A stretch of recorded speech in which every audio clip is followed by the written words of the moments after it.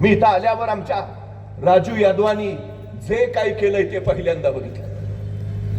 किती काम केलंय, किती काम.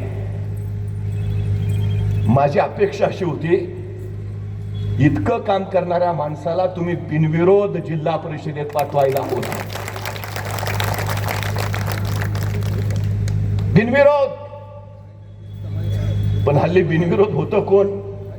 दारूवाला, मटकेवाला, सट्टेवाला, वाळूवाला. काम करणारा बिनविरोध होत नाही. ही लोकशाही आहे.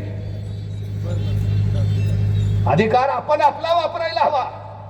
डॉक्टर बाबासाहेब आंबेडकर असं म्हणाले होते की भले जरी नेते विकले गेले तरी माझं संविधान सुरक्षित राहील, कारण माझं संविधान सर्वसामान्य माणसांच्या हातात आहे आणि माझा सर्वसामान्य माणसांवर विश्वास आहे.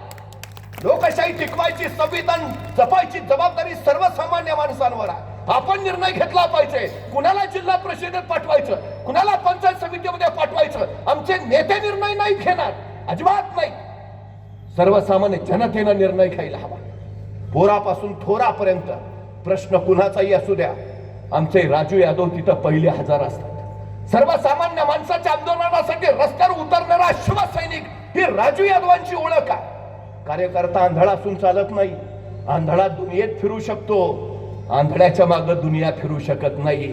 कार्यकर्त्याला दृष्टी हवी.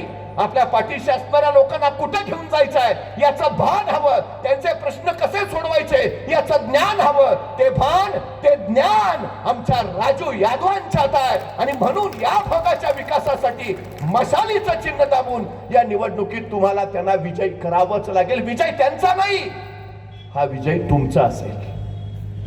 हा विजय तुमच्या विकासाचा असेल. हा विजय लोकशाहीचा असेल. हे पहिलं लक्षात असू द्या, पहिलं लक्षात.